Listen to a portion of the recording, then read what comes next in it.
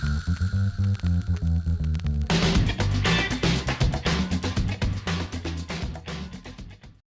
you hear me? I can hear you. Yes, I can. So I'm trying to get the audio to come through my headphones, and I hope that it's not going to be a problem with like my desktop speakers bleeding into the mic. It's normally not a problem. I'll let you know, but right now I can't hear you. There we go. Okay. Or I should say I can't hear an echo. Sorry about that. My camera is not coming in. What's going on there? Audio's coming in good. Let's see.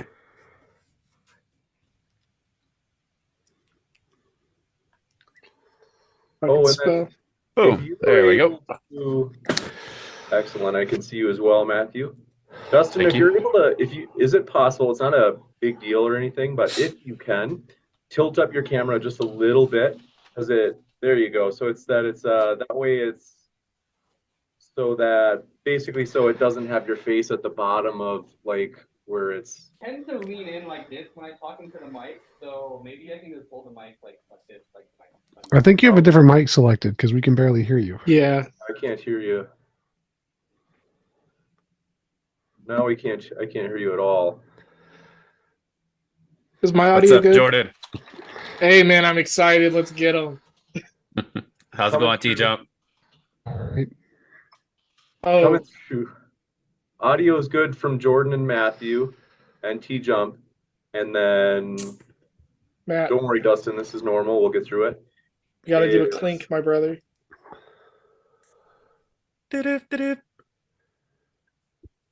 Well, we Sorry, still James. can't hear you, Dustin. I think that it might still be like a different mic that was selected. Like, I think, yeah, I can't hear you at all. Like, not even 1%. It's fully muted. Dustin, if you're here, where you can hear us, if you're looking at the bottom corner, it should say mute. You should be able to click that, and then there'll be like a set of different microphones and speakers. I don't know if yours is branded to where you'll be able to notice it or not, but you might just have to adjust through those that are available.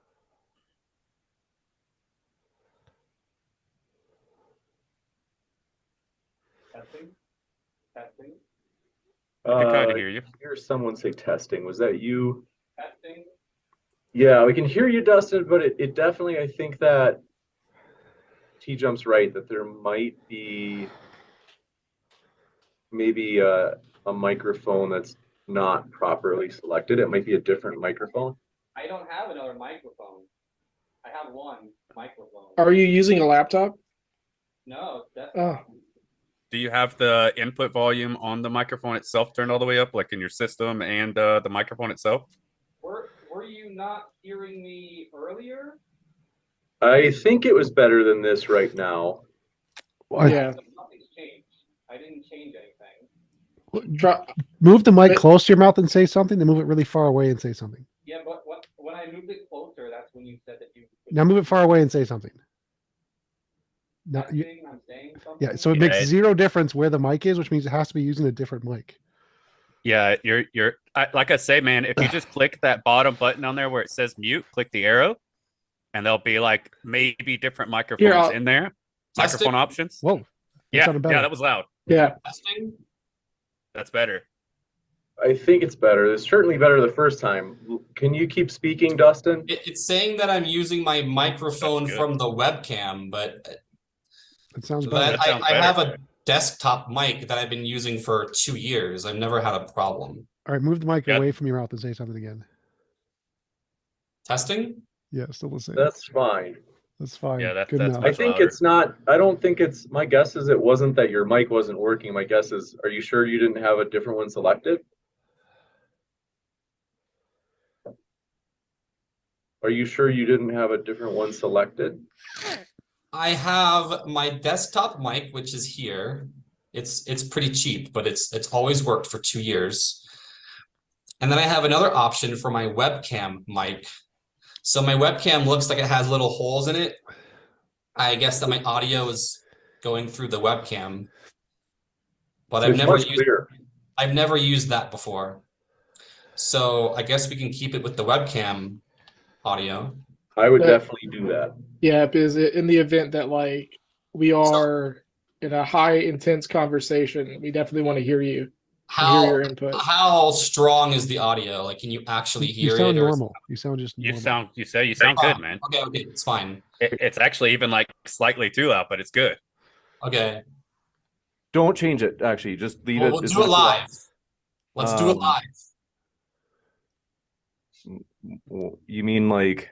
The Bill O'Reilly reference. Oh, okay. Oh, We're fine. We can yeah. just- The F word video. I remember that. Is that Yeah, what you're talking about? Okay. Is cursing acceptable, or do you prefer no cursing? It makes no difference to me as long as it doesn't violate YouTube terms of service. We're fine. Okay, I just thought that you guys get demonetized if that stuff. I think their new terms say something about not using curse words in like the first 30 seconds, but that'll be all you, James. So That's Yeah, funny. okay.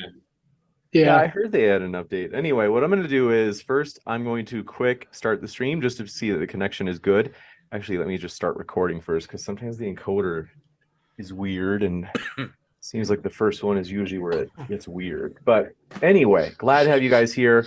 What we'll do is Polytheists, if you guys want to go first, this is the first time we've had a polytheism debate, at least as far as I remember. So if you guys are up for going first, would love to have you go first, and then we'll have TJump and Dustin follow with their opening, and that'll of course be 12 minutes per team, so roughly 6 minutes per person. Does that work for everybody? yeah. My intro's super short.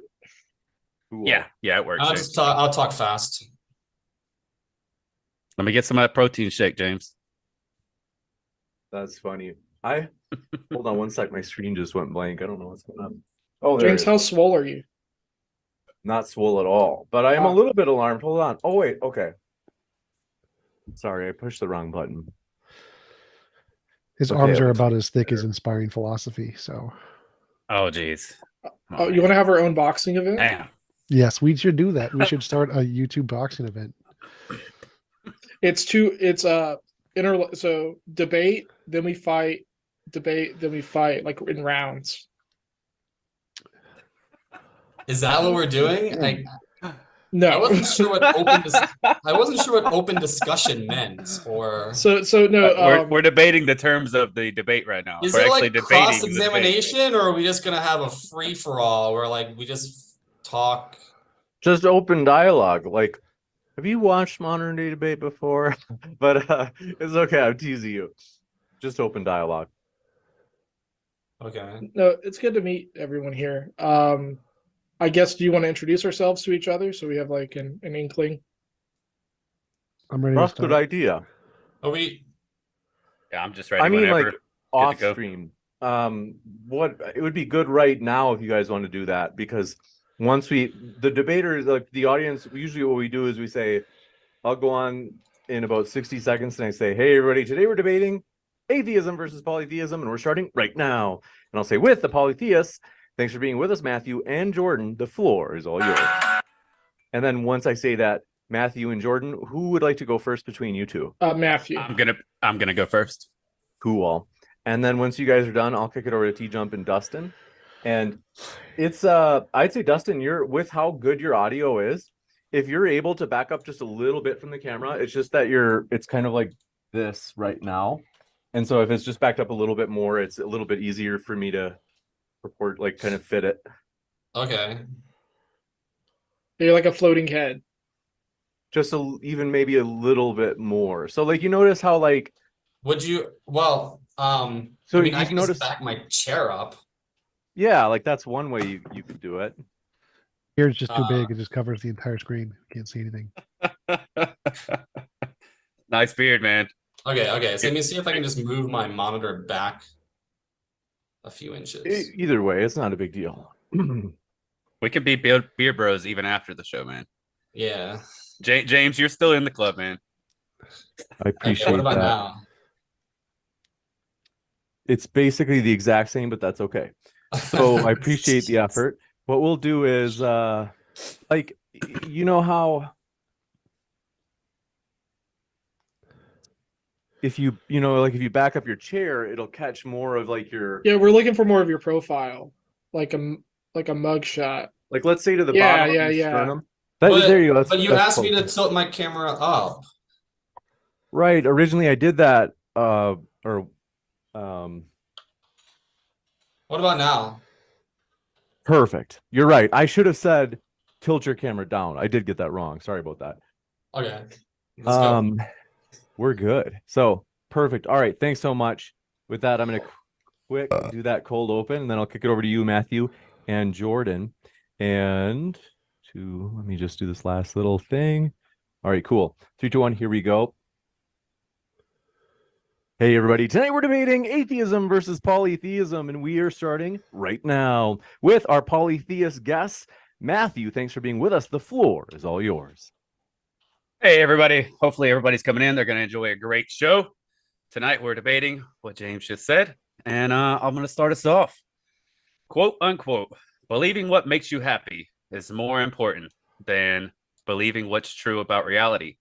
And you should only focus on reality if that's what's important to you, unquote.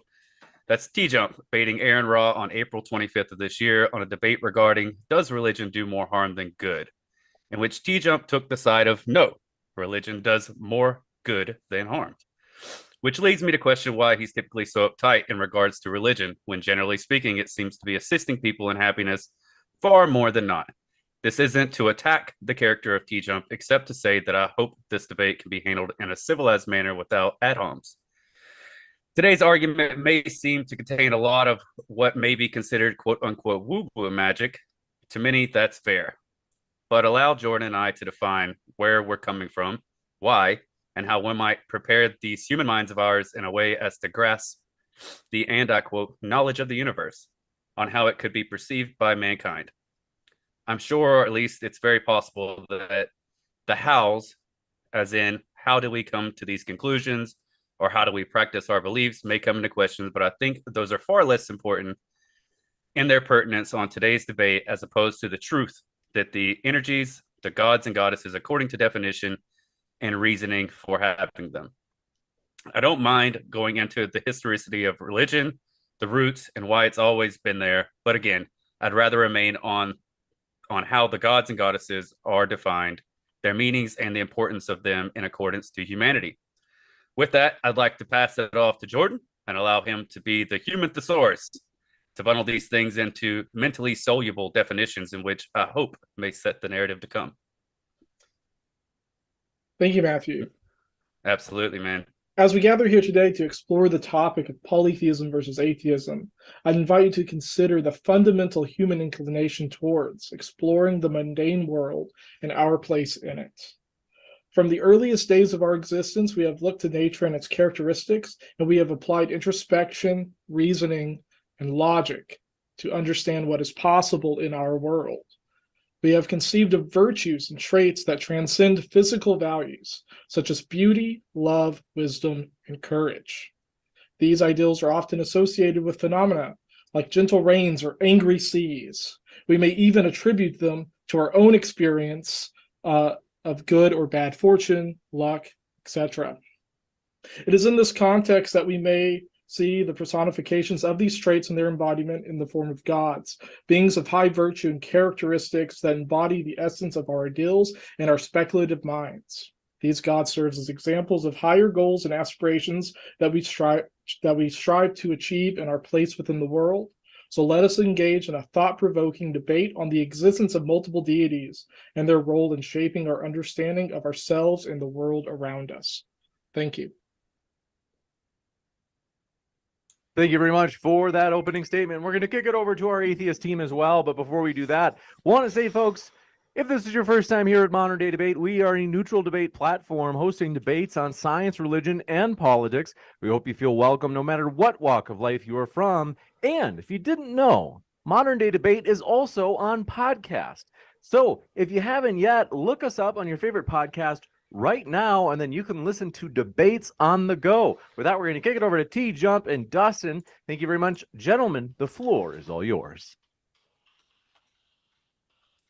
I didn't hear any evidence in their opening, so I don't really know what exactly I'm supposed to respond with. So the atheist position is, as far as I'm concerned, the material physical world is all there is. There's no space minds, no minds outside of the universe, no minds that create anything. I don't really know what kind of polytheism either of them are advocating for, because they didn't actually say anything in their opening to indicate what exactly it is that their claim is, which is kind of the point of the opening. You're supposed to tell us what the positive claim is so we can know what we're trying to refute there.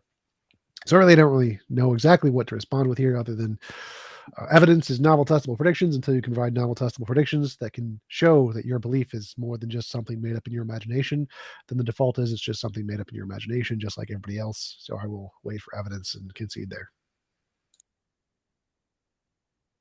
You got it, Dustin. The floor is yours. Oh gosh, it's on me already. So what's up, everybody? This is my first debate. I have some things written here. TJump kind of already summarized some of it.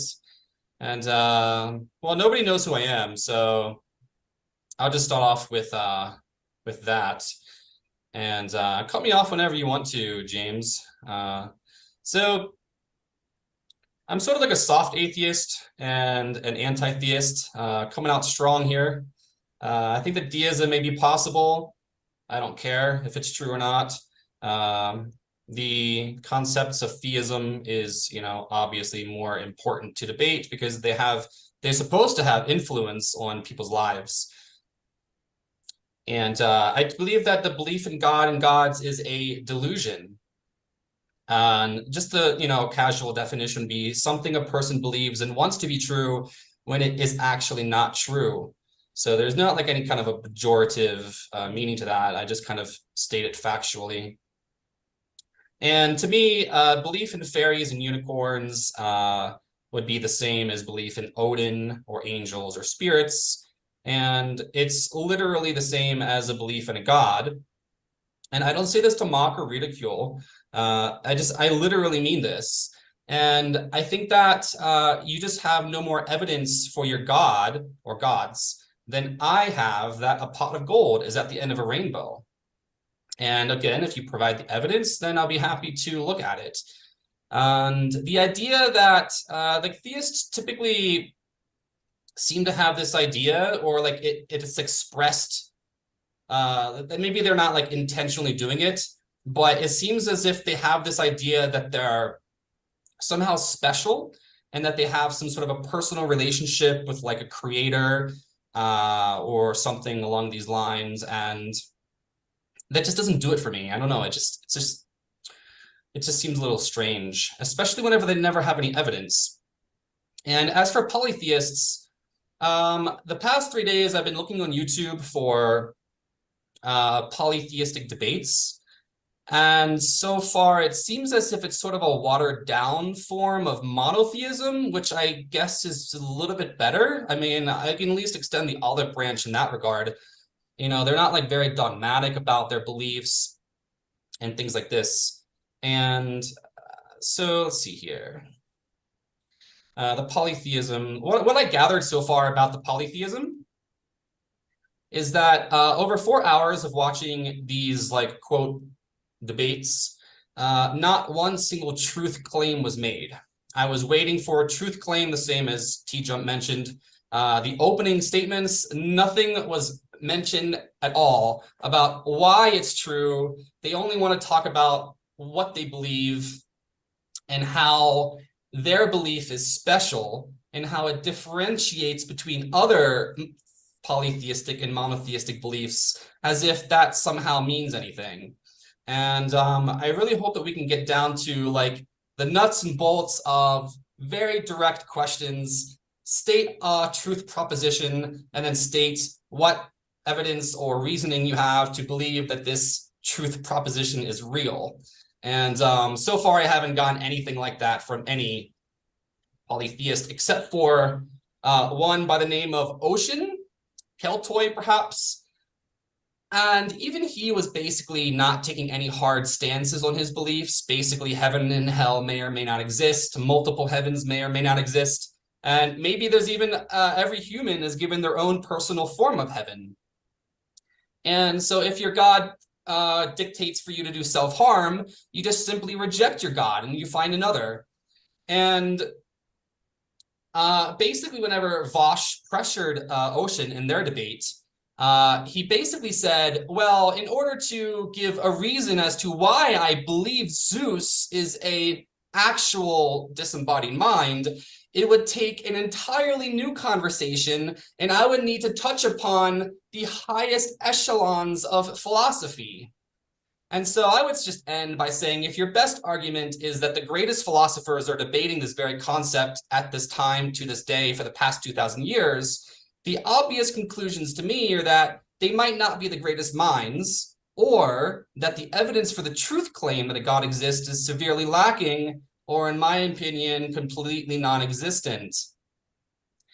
And a lot of this polytheism is sort of like, it feels to me like it's a little bit of window shopping. It's more of a belief in belief. Like I like the culture and the practices, therefore I worship and practice devotion to the universe. I feel in touch with the universe, a way to express spirituality with the greatness of the cosmos. And it's not like they actually believe that Zeus exists or Odin exists. But I don't know if you guys actually believe these things, or you believe different gods. I don't think you mentioned which gods you believe in. And from there, I think that we can just start the open discussion. And thanks again for, allowing me this opportunity for my first debate. You got it. Thank you very much. We'll jump into the open dialogue. Do want to let you know, folks, we are live right now. So if you happen to have a question for the Q&A, which will follow the open dialogue, you have two options. One is if you @ me at Modern Day Debate in the live chat. That's one way to ask your question, as well as if you do a super chat, those get pushed to the top of the list. And one quick reminder, if you haven't yet, hit that subscribe button, as we have many more debates coming up. And with that, gentlemen, the floor is all yours for open dialogue. So what's Yeah, your I'd like guys? to kick us off with a few things there, remarking toward what Dustin just said, a few of the things that he just stated. And one of the things that TJump actually stated as well. So we're here tonight, we're debating polytheism versus atheism. Polytheism isn't a direct branch of any sort of pantheon of gods and goddesses. Therefore, TJump's question of, I don't know which gods and goddesses they're representing, is kind of invalid, because we're debating polytheism as a whole. There's so many different pantheons with multi-god and goddesses systems that it doesn't make any sense to say, hey, I don't know which ones they represent so that I can attack those. I can understand that to be a valid debate argument. However, it doesn't really fit this specific debate. That said, Dustin said, I believe gods and goddesses are to make changes in people's lives. That's something they're supposed to do. I'd say that even if it's not a physical change in someone's life, that mentally the belief in gods and goddesses can specifically make changes in people's lives, directly or indirectly. And that follows kind of what TJump said in, hey, if it makes you happy, you should do it. It doesn't mean that he has to believe it. It just means that, hey, it makes a positive claim in someone's life. So what are we talking about exactly? Like, what is your positive claim? That polytheism, that there are gods, goddesses, universes around us, and energies around us, and that those things do play a part in people's lives. What's your evidence? I was kind of gonna finish what I was saying, and then I was gonna hand it over to Jordan so that he can kind of define that system. Are you defining? Are you talking about gods, or are you talking about energy and spirituality and the consciousness and your connection to the universe? Like, so what is the difference is my point. We see that in vast spiritual systems, religious systems, that which I'll go ahead. All right. Polytheists believe a god can be defined as a phenomenon, whether natural or otherwise, that exhibits identifiable or personified characteristics that humans can recognize and relate to. These characteristics may include virtues such like wisdom, love, courage, or justice, or natural phenomena such as lightning, storms, and fertility. All of the studies of the humanities, what we call the humanities, right, is based off polytheistic belief, spiritual belief. If you want an actual factual truth claim, my truth claim would be, if you get a bunch of people together, they will find phenomena, they will relate to this phenomena, and they will define their culture based off of that experience with phenomena. We see this with every culture that's ever existed, with every history, like everything. So saying gods are direct or indirect is kind of moot when we're talking about polytheism and how polytheism shapes our world even today. So go ahead, Matt. Sorry, continue. I'm chomping at the bit. Yeah, so I mean, I think that we need to start by even just defining what polytheism is, because our atheist hosts don't seem to understand what that is. Polytheism is the belief in more than one God, right? So directly, I want to quote Dustin here. He says polytheism is watered down monotheism, which is kind of an attack on character and religion. I mean, right off the start, right off the bat, I mean, to us, that's a little bit offensive, because I would say that, I mean, I think everyone here should believe and know that polytheism was around way before monotheism. So to self-describe polytheism as being a watered down monotheism would immediately be like, I don't even know what I'm talking about, right? Well, I literally have no idea what any of you are talking about. Like I atheism, concur. no gods, polytheism, gods. What do you know? Caught in the middle, like you claim that the gods exist, energies exist. Okay. Yeah. What's the evidence? And by God, I'm assuming you mean something outside of the bounds of physics, right? Because physics says no God, science says no God. No. What? That's a complete misnomer. Science Yeah. doesn't even look for God or gods. Yes, it does. It does not. It does. It does all the By time. nature of the science. It's so convenient to just Wait, make one that sec. claim Science. anytime science cannot listen. find your God. No, You that's say not my- God that is not my outside of claim. science. If we're It's not not looking my for claim. treasure, it's not like we're gonna gentlemen, I find do it. have to jump in just because people aren't able to hear anybody if everybody's Yeah, saying at the same that's time. not my claim. So science does look for gods. It's false to say that they don't. We literally have papers searching for gods, all hundreds of them.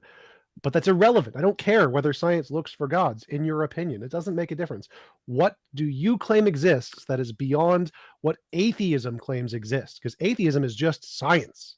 So Yes, no, that's not true. There What? are atheists that can be I'm anti-science. talking about mine. I'm talking about my Atheist science. is I non-belief. don't care about them. I'm talking about me. I'm debating you. Don't talk about other No, atheists. When I You're say talking atheism, I mean about science. atheism. I am the atheist you're speaking to. So when you're debating Yes. atheism, you're talking to me, to my atheism, nobody else's. Don't care about anybody else's. So my atheism is essentially just science. So what in your worldview do you claim exists outside of my atheism, which is just science? So, That- I mean, I guess we'd have to ask you what your definition of your atheism is, because you're saying not to compare Science. you with other atheists. So, if we're Science. talking about atheism as a whole, which is the debate, right? He Polytheism just versus said atheism. the I did definition. literally just say so. He Science, literally just said materialism, it 4 or physics. 5 times. So, why don't you just say my religion is science? I'm not an atheist. I'm just a science person. I don't know what like. So sure. define science, right? Yeah, science is the So, polytheism versus methodological science. naturalism. So first of all, I am pro science. I Okay. love science. I rely on archaeology, history, world sciences I don't care.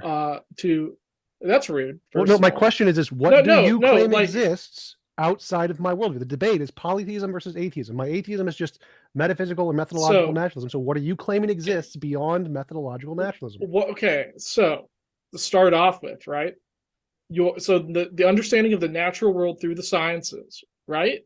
Through experimentation, observation, recording, trial and error, is to understand the mundane world that we live in, the material, right? The foundation of the sciences, what gives us the atom, everything, comes from the polytheistic worldview that we can ascend higher, that we have virtues and characteristics, and we rely on these things I'm totally to lost. identify. I have no idea what you're saying. Okay, May I ask her? I'm going to give it back to TJump because he's on a good roll here. But I have a question. I have just one question, please.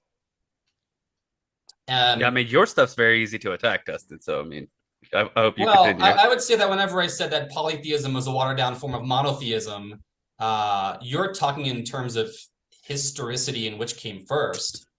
Yeah. That has nothing to do with what I said. I didn't say that polytheism came after monotheism. I mean that monotheism is typically okay. Well, you're sidetracking me from my question. I mean, it's obvious. Monotheism is watered down polytheism. So Who cares? it's opposite Who of what cares? you It has said. nothing to do with the debate. And Who cares? both can Yeah. exist side by So side through what is the culture. difference between if somebody claimed to believe in Gandalf or Dumbledore or Yoda, and they claim that they have devotional practices to Gandalf, and Gandalf is, part of their understanding of the universe, is that different than polytheism? Like, okay, Gandalf and Dumbledore, let's say they have two concepts of a spirit in some form of Dumbledore and Gandalf. How is that different than your stated definitions or forms of polytheism. What could you attach Dumbledore or Ganon? No, actually, can I kind of get in, Matt? Yeah, of course. Go ahead. So man. you're saying that if Dumbledore was a spiritual archetype that was attested to in worship, then he would be a spiritual archetype. Yeah, sure, an archetype, like a socially constructed archetype. But that is kind of putting. It's like a misnomer, because you're saying if people worshipped Gandalf, they would worship Gandalf.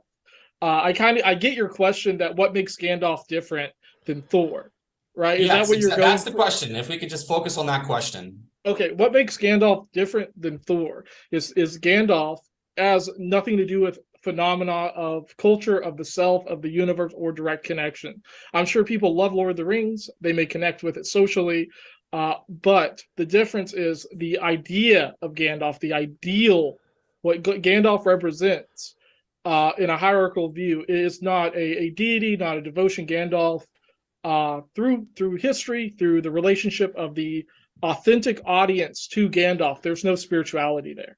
There's nothing. It is a character, is a play. Why did polytheists in the past not worship playwrights? Why aren't we worshiping Shakespeare? Why aren't we worshiping Hamlet?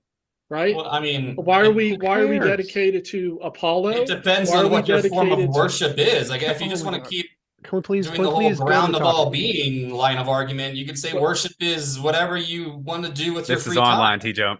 Literally nothing, anything you have said has given us anything to talk about. Please. No, because you're not finding. We're all talking except you. Is your lack of understanding exists beyond materialism, beyond methodological naturalism? Like your lack of being able to understand anything. Tell me about my lack. Answer the question. 1 + 1. The question is, what do you claim exists beyond methodological naturalism? If nothing, say nothing. If something, say something. So go ahead, Jordan. We can keep repeating things. So no, because it's I get the hook you're trying to do. So again, this isn't a hook. No, I'm trying to understand the gibberish you're saying. No, you're not. What we're in a we're in a debate. Exists outside of methodological naturalism. Nothing or something. TJump, the louder you get, the more broken your voice sounds. Just so you know. James, get him to answer the question. I'm trying to actually address the debate. Okay, Polytheism, atheism. Give me the floor. I do want to. All right, gentlemen, let me just jump in. It would be good, just because there have been we've covered a lot of ground in terms of breadth. It would be good if there was maybe ideally a syllogism. So kind of like premise, conclusion in terms of an argument for polytheism. Or it could likewise be for atheism, in the sense that whether you guys take strong atheism or weak atheism, but maybe who's willing to put forth a syllogism? By that I just mean, so like, for example, as an example, the old Kalam, if the universe began to exist, the universe has a cause. I have like a loose metaphor. Began to exist. Sorry, James, I don't mean to cut you off. What have you got for a syllogism? Okay, just so we have the gist of it. So like literally, please list the premises.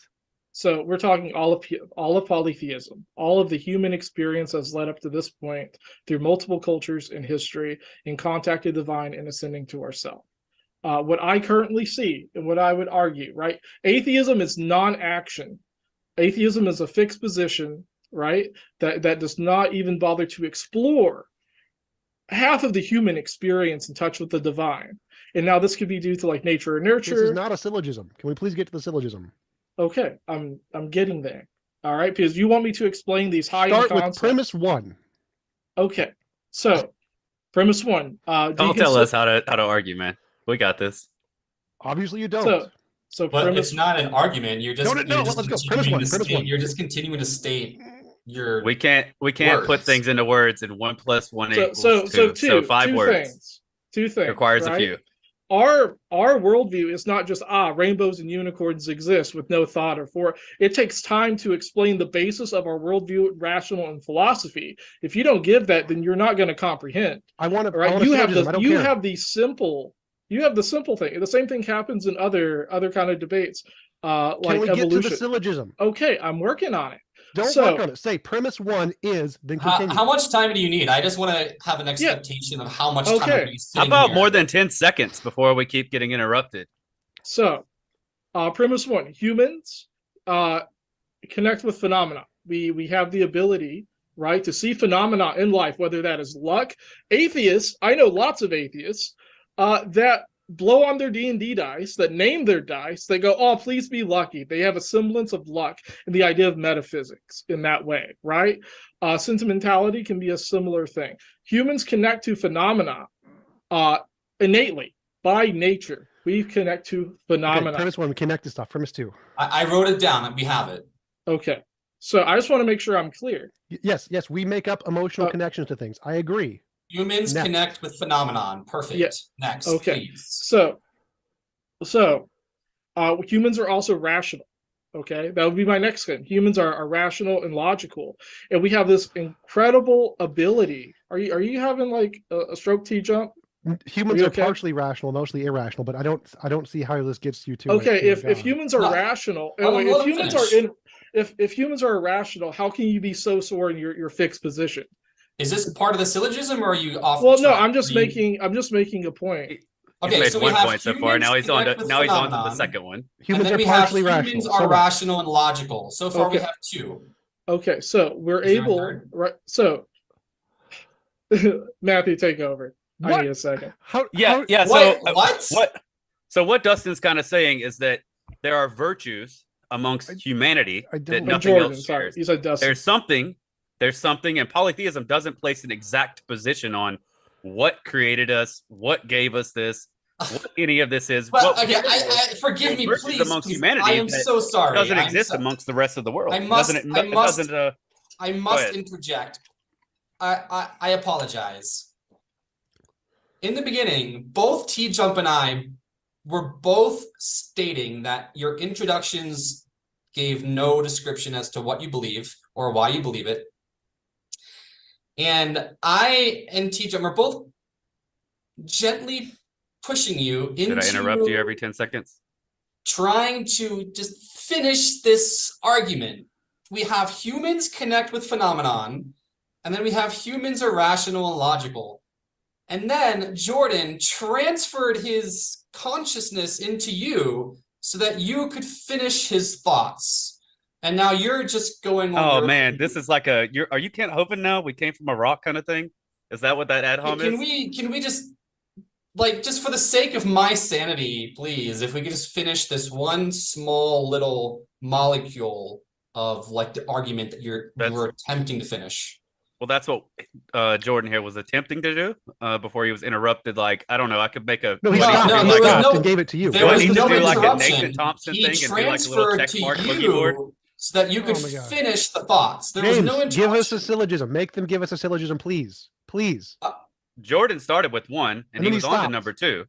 Wait, that So- was the complete syllogism? That was the complete form? The final If form? we have so a listen, syllogism, just in the sense that even like as an analogy, let me give you an example. Like, let's say I was using the Kalam. If I said, like, I'm going to argue, like, in a nutshell, to give you a very brief summary, I would say, I'm going to argue that God exists and that we have reason to believe that the universe has a cause and that God is that cause. And that's the gist of it. okay. Like, what So- could you give it to? That's like Yeah. the really bare bones. Could you give Yeah. us a really bare bones, like 2-sentence explanation of the argument? Yes. Okay. So every culture that has ever existed has had a polytheistic tradition. I don't think that's an accident. I don't think that's a misnomer that we naturally pull to the divine and connect with something higher than ourselves that gives us higher ideas to make us understand the natural world that gives birth to the sciences, right? We would not be pulling to something over nothing if it didn't have value, if the phenomena didn't make a difference in our lives, if it was not good, if it was nothing. All right, that is my argument. That humans, we as humans, no matter where we are, connect with the divine in some form, and that the divine exists in some form that is intangible through us, through phenomenon, through our understanding and our really like natural abilities to understand it to begin with. Do you not think that we exist as atheists? I think it exists. Absolutely. We know Do you think that we're just making shit up and lying? That No.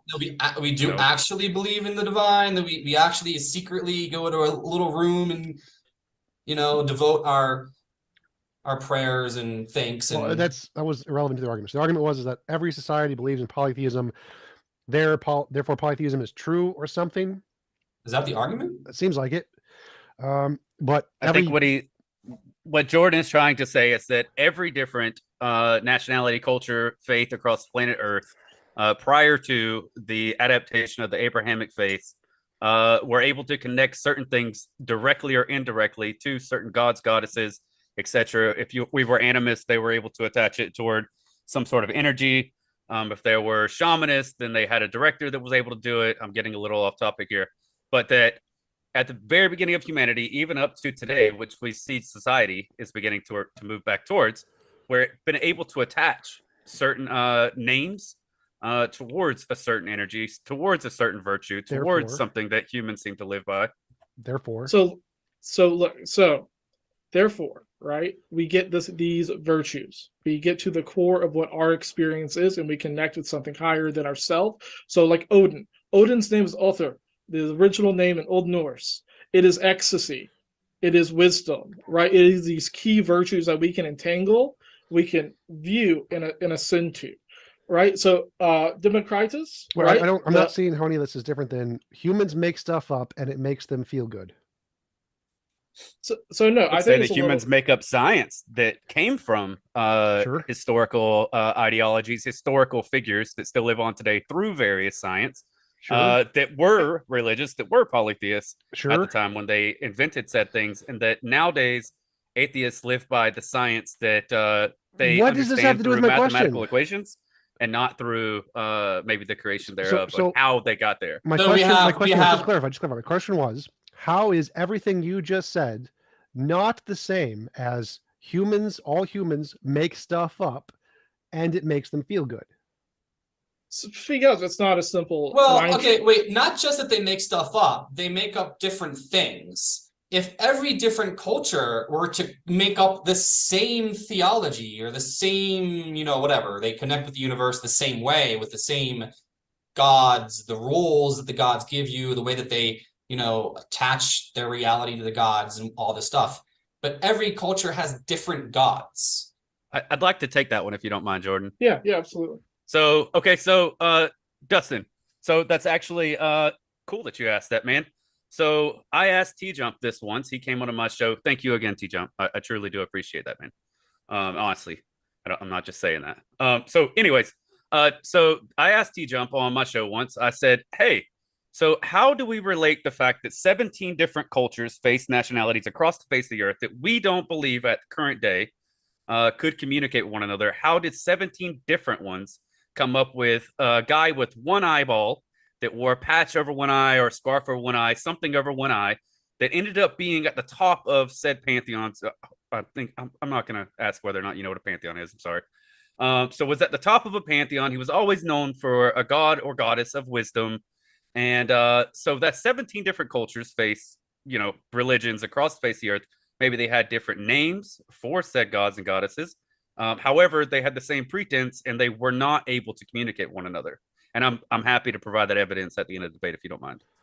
I don't care about that. So I addressed that in the last one. I want to go back to my question, which is the more important one. Why is what you said... Is Dustin not as important as you, TJump? That question wasn't, because it's irrelevant. I'm his sidekick. I already emailed TJump and said he can take the lead. I'm just here to, So I want to know, if everything you just said and believed is perfectly compatible with my belief, which is all polytheists are doing is making stuff up and it makes them feel good. Just like all theists are doing is making stuff up and it makes them feel good. And so I want to know what in your position would disagree with my position, which is you're just making stuff up and it makes you feel good. Well, being that atheism is a relatively new concept, not exactly, but sort of, in the modern age, it's never been really picked up at all. So we're talking about a history of thousands upon thousands, decades, not decades, but tens of thousands of years of so people make stuff up for tens of thousands of years and it makes them happy. So what about, I would still agree. I would agree with this statement. Do you disagree with the statement? So no, it's not as clear as making things up. What's so the again, difference? because it's an understanding. That's the difference. So I can make understanding of what? I can make up I mean, if anything. we would have listened at the beginning, you probably would have understood what he's saying, but instead you So- kept interrupting. I can have any imaginary friend that I choose to have, Sure, right? I sure. could have a rainbow unicorn named Yes. Sarah, right? Yes. Okay. This is not, so that is a made up concept, right? Would you agree? Sure. Okay. So the difference is I did not connect with what I would call Sarah through the experience of the natural world, through phenomena, through understanding the virtues and characteristics, through rational thinking, as in the natural sciences. Okay. And by that, I mean like the origin of sciences through alchemy, hermeticism, understanding the characteristics of something. So if you understand, okay, that fire is hot, right? Sure. Okay. So we naturally give aspects to fire. Have you lit a fire in your yard? Yes. You're like, that fire is aggressive. What Have you ever is- been fired up? Sure. Okay. So we know the nature of fire, right? We Sort have of. a nature to fire. We understand that it is consuming, it can be aggressive, it is hot from the heat, right? From the heat of fire. It can also be non-existent at certain times. I mean, sure, there can be like, well, I don't know what you'd call non-fire. What does this sure. have to do with the topic? So this has to do with the topic because polytheists created the bedrock for understanding, because we could see a limitless universe, limitless potential to understand something innately and personably to get to scientific understanding we have today. Democritus, okay, was a polytheist. What does that matter? So that's which forget what this fallacy, genetic fallacy. Genetic fallacy. The origin of something doesn't make the origin No, true. because it's not just an origin; it's a follow-through. I don't know Okay, what that Isaac means. Newton's hermetic work Follow-through. outweighed his mathematical work. And why would that matter? Because the key to thermodynamics was built on the back and was less important to Isaac Newton than understanding the phenomena world. And if that's not important to you, then you're just, to me, That's you're true. devaluing. I it. have I no have a idea. question. Again, I have May no I? idea. What I you're have. talking I have about. a question, please. I have a question. Yeah. Gentlemen. As long as we're allowed to answer it, TJump. Are we allowed to answer his question, TJump?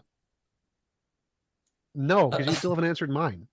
Okay, At the very well, beginning. Okay, so don't ask your question, Dustin. TJump At the said very no. beginning, I asked, how is anything in your worldview different from my perspective, which is you're just making stuff up and it makes you feel good. That's He is making so first of all, making stuff up. It's not made up. It's discovered through What's these discovered? virtues. Through interacting with ourselves in the natural world. What is discovered? I don't care about Natural- how you discover. What is discovered?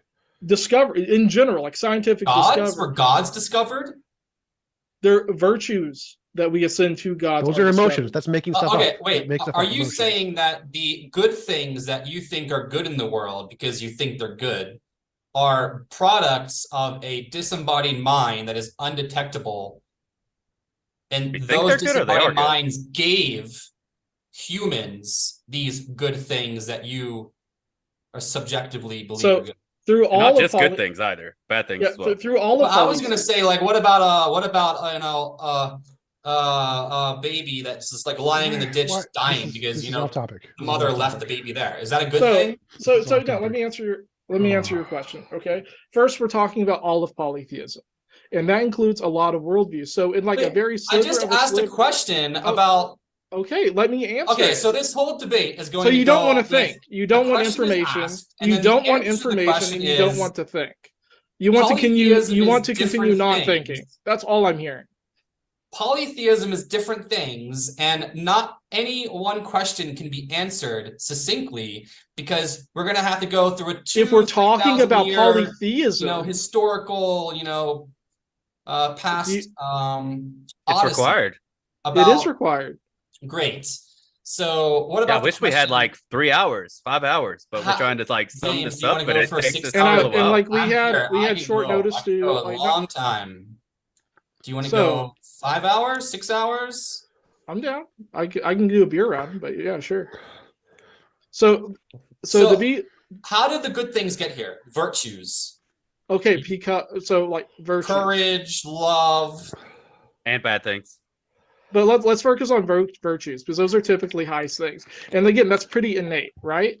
So beauty, right? We tend to think that like beautiful things are similar, like there can be variances, but we have the attention to like something is beautiful. It has a virtue of beauty. Okay. Sure. Okay. Yes. All right. Things are beautiful. Okay. All right. And not only can physical things be beautiful, non-physical things can be beautiful. Right? Have you had a Sure. beautiful thought? Yes. All right, a beautiful experience, Yes. right? Sure. Yes. So Harry it Potter is is beautiful. Okay. Yeah. We agree with that. There's a virtue that transcends the physical to non-physical, right? Through our understanding of the phenomena of beauty. I think those are all Okay. physical, but what's your point?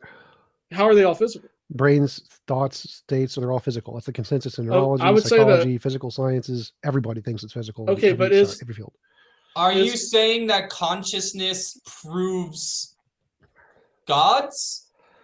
I'm saying that our connection, because I would agree that we may be poor instruments for everything non-physical, maybe, but through our experience in the physical, we can ascertain the non-physical. Oh, that's through good. the They're virtue- non-physical. So when I originally asked a so- question about what do you believe in that disagrees with methodological naturalism? If you think anything non-physical exists, that would be a great example. Why do you think anything non-physical exists? So it may so Is things may love be non-physical? No, everything is physical. I'm a materialist. Everything Is physical. is happiness non-physical? No, it's physical. It's literally a chemical Anger? in the brain. Physical.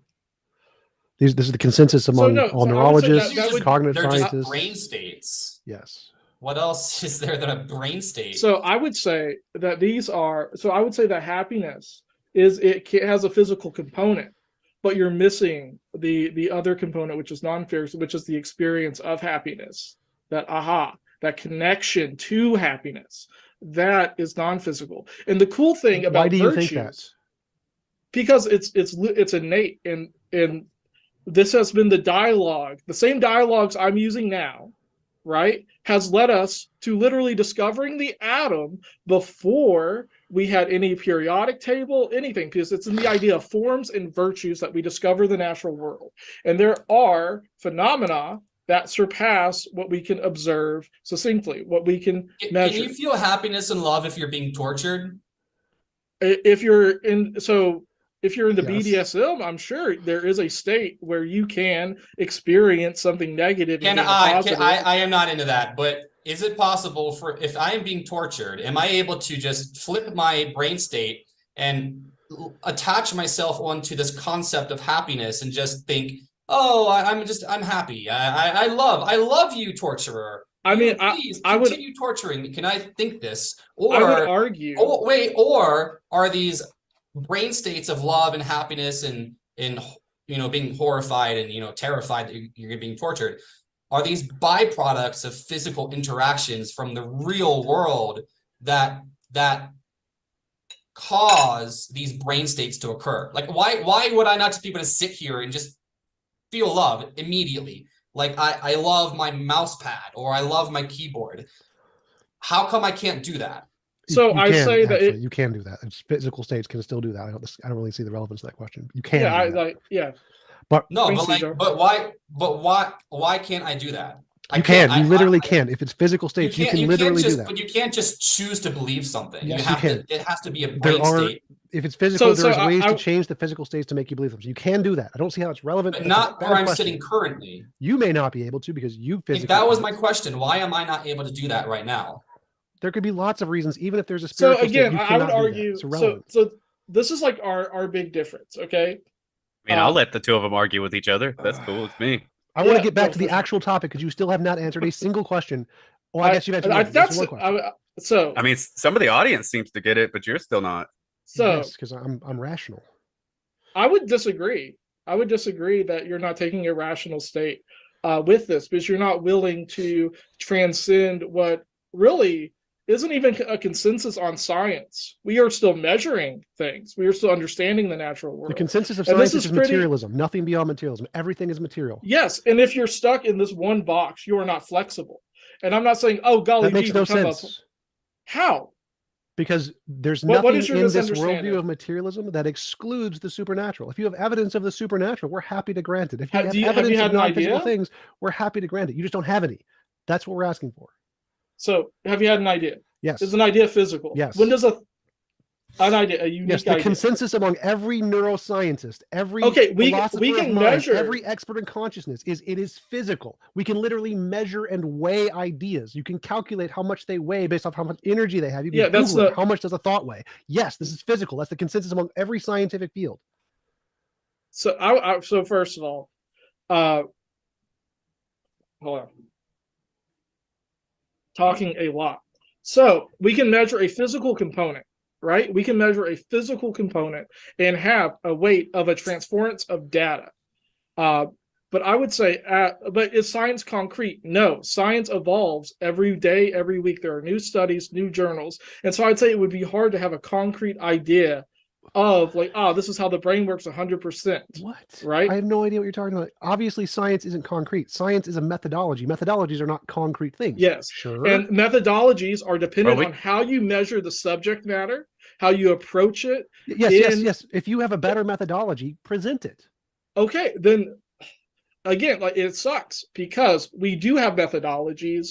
I personally do not, because I'm not a scientist. I'm not in a scientific field. I don't have a doctorate, any of that. But again, we have like Isaac Newton, where 6 times of his work was based on metaphysical principle, practice, and application. So and what? that is So ignored. smart people do stupid things, a lot of stupid things. That's not evidence. If something metaphysical is the base of Isaac Newton's work, that is not evidence. If those things wouldn't exist without the metaphysical, that's a genetic then fallacy. I think there's something behind that. That's a genetic fallacy. So you can have a stupid idea that is completely wrong, but it can guide you to the truth. That doesn't mean the stupid idea was actually correct. It's so still you're incorrect. It means the quote unquote stupid idea is still part of what the equation becomes. No, the stupid idea was the thing that started you along the path to get so to the it is an idea. It is not a part stupid. Of it. So if Isaac Newton credited all of his work to a metaphysical principle, you would throw all that and just take the principle that you personally agree with? The one that to can me be that's demonstrated irrational. to exist independent of imagination is the one we keep, and the ones that cannot are the ones we get rid of. That is like beyond limiting. I don't know what that means. View. Obviously, it's limiting because it gets rid of the stupid ideas. But why do you think that's bad? How do you define a stupid idea? Things that can't be differentiated between imagination and reality.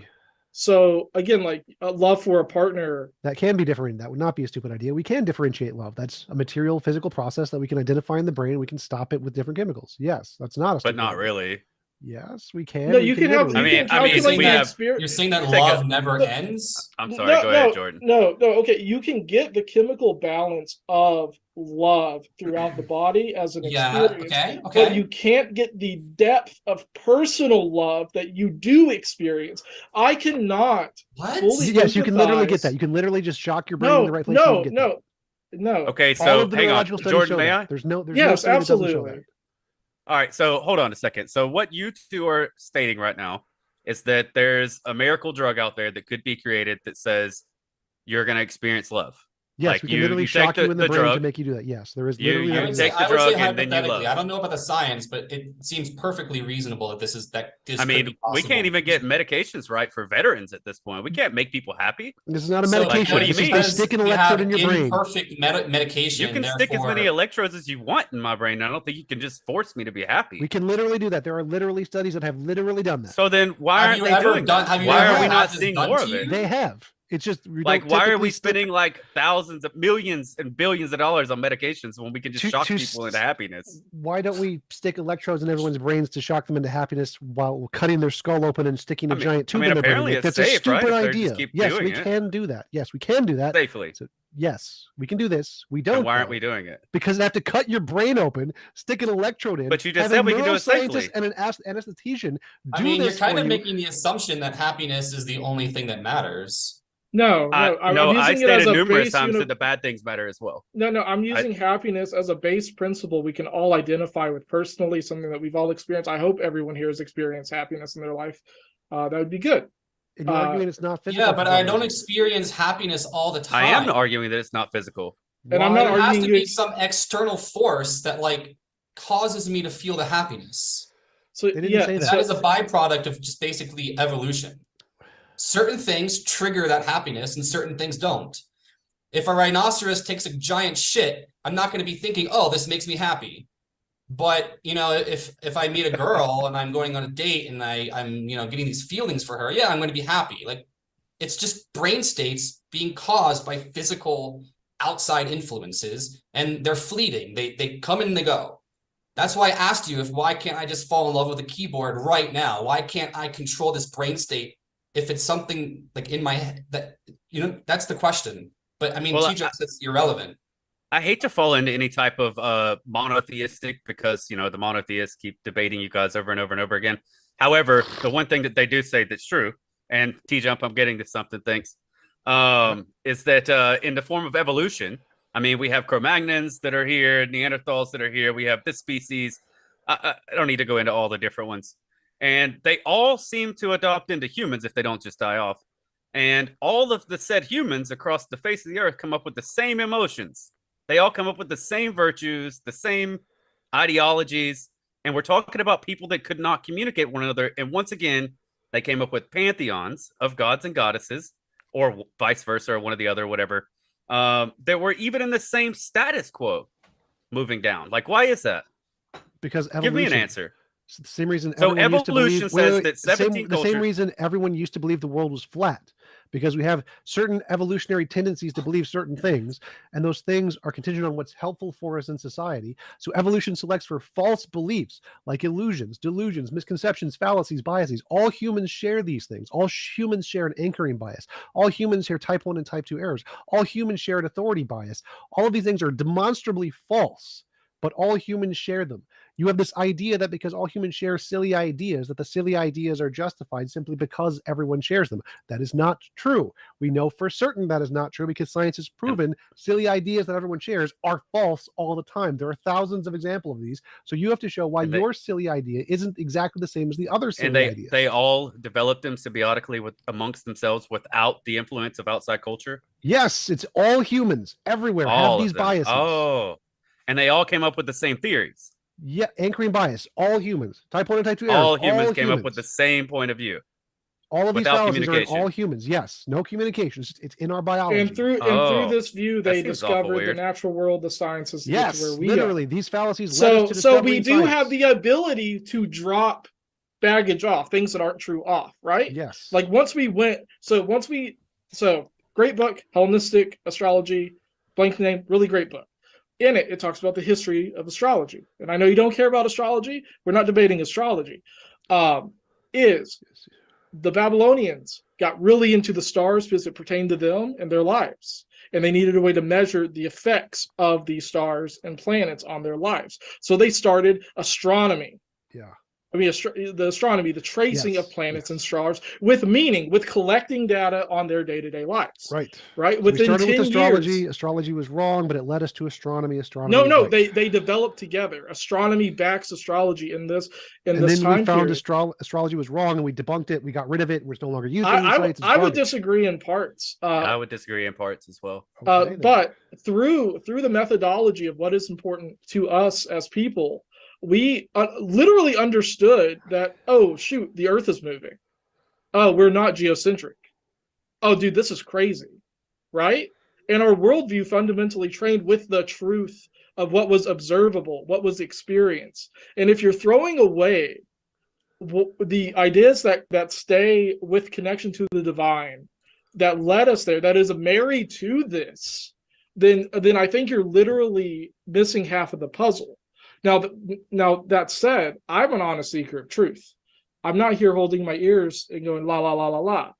All right, I'm considering what data we do have available through history, through human culture and connection. Right, and you're not. You're leaving. No, I'm doing only science. You're making stuff up. I'm doing what's called not making stuff up. So there's three categories. There's three categories of things. There's things that are demonstrably true, things that we can show exist independent of our imagination. 2, things that we can show are demonstrably false, things that we can disprove. And 3, things that are unfalsifiable. So obviously astrology has been falsified. Every science says, yeah, it's garbage, it's wrong. I don't know why you disagree with that, but that's the claim we can talk about. 2 is things that we can prove are true, like evolution. We can prove that one's true. All the evidence shows evolution is true. 3 are unfalsifiable things. Some certain kinds of gods are unfalsifiable. I mean, there's a lot of gaps in evolution. Are equally as wrong as provenly falsifiable things. So unfalsifiable and provenly falsifiable, both garbage. Get rid of all of them. It depends on your measuring stick. Science is the measuring stick. No, it literally depends on the way that you go about the experiment, what data you've collected, and what No. human biases are at play. No, How- no, it doesn't. Because Yes, we know these two yes. things are false, no matter which ones, because they're bad. Because anything can be justified. We know these are false. So well, from unfalsifiable what's- claims, provenly falsifiable claims, any methodology you use that is consistent and reliable was going to show those two are false every time. Yeah, I was going to say, like, you have a point if you're talking about just one scientist making one test in one lab.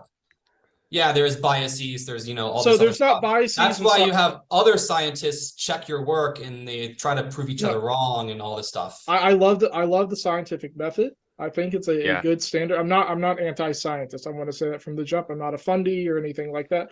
But I will say culturally, humans have biases, right? And that includes a scientific model. Jon Snow couldn't prove germ theory till after his death, right? Because of biases that's in incorrect. science. This is a common misunderstanding of the scientific method. Each individual has biases. So I like my model of, I don't know, physics or whatever. So the shrinking of the one sec. So because I like my model of physics, I'm going to try and find data that confirms my model of physics. Now, every other scientist has their own preferred model and they disagree with mine. And so their biases, they're trying to prove me wrong. And each of them, their individual biases, if they can all try to prove me wrong and they can't, that means my bias is most likely correct and I got it right. So even though individually we have biases, each of our biases are pitted against each other in science to try to disprove all the other biases, which means the ones that get passed are unbiased because the only reason they were passed was because everyone with other biases were trying to disprove it and they couldn't. I think that somewhere we're mixing things up here, TJump, is that neither of us are disagreeing with science.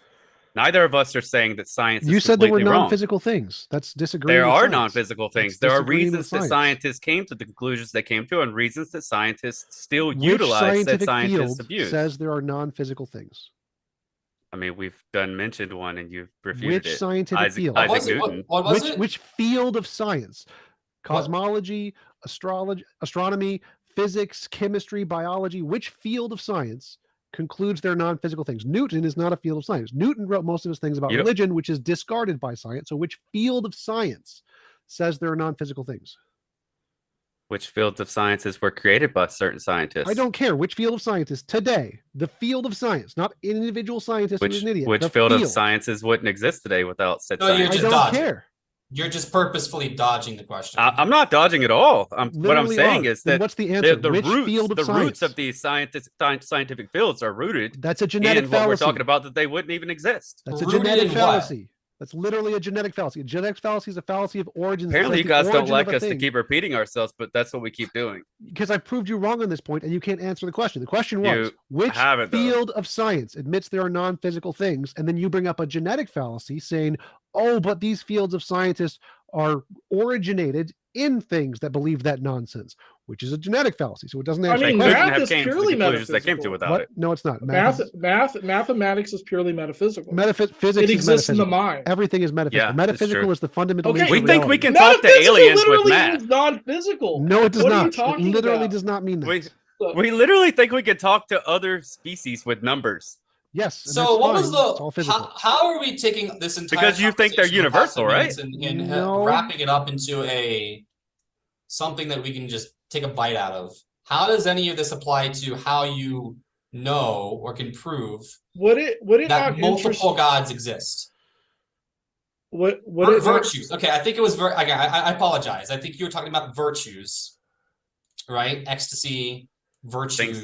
Things that only we have. No, I How what do you know was that too. gods gave this to us? Why does this necessarily mean that gods have to exist because love exists? How is that like Because nonsense? because the gods are the highest ideal of these virtues which exist in our physical world that we can connect with, that we can experience, that we can have reciprocity with, possibly. So Because you're defining God as I said it in the beginning, as any phenomena we can personally connect with, that we can identify characteristics and virtues for. That's all a god needs to be. Well, this is why. Okay, so this you're is- basically what- defining I'm God gonna jump differently. The sun is a god. The physical sun can be defined as a god. And in So its Gandalf can be existence. defined as a god. I would disagree because Gandalf's not really a phenomena unless you include like Relate him towards one.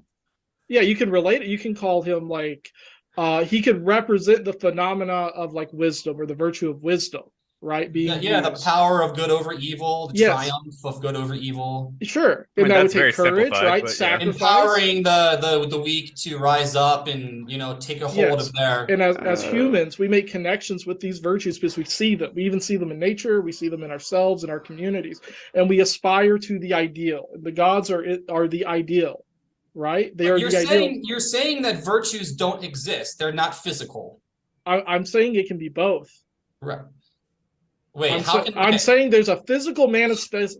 There's a physical There's a physical version of these virtues because it exists in the ideal, and we apply introspection and rationale to understand that these things exist, like charity, right? Like giving, like sacrifice, is a noble good across all cultures. It is put in a sacred space, right? If you are charitable, that is universally a good only concept. to a certain degree. Being completely charitable, like with everything, like you're just gonna have nothing, and then nobody ever gets anywhere. I mean, that's a separate thing, though. I mean, because that would be on the side of the bad things that I said. But it has to be balanced. But you're just picking things that you like, and then saying this is a virtue, and therefore God.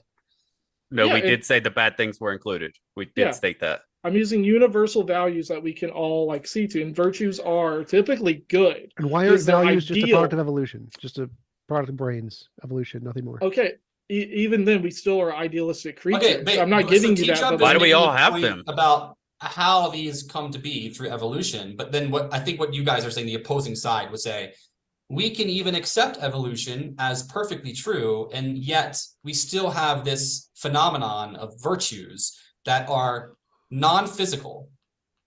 Would that be correct? You're getting close. I appreciate you working on understanding. Because I try to be kind of precise with my language and not just go on and on about all this other stuff. So what was the answer? The answer is it's not just evolution, right? So virtues are more than evolution, just physical evolution, nothing more.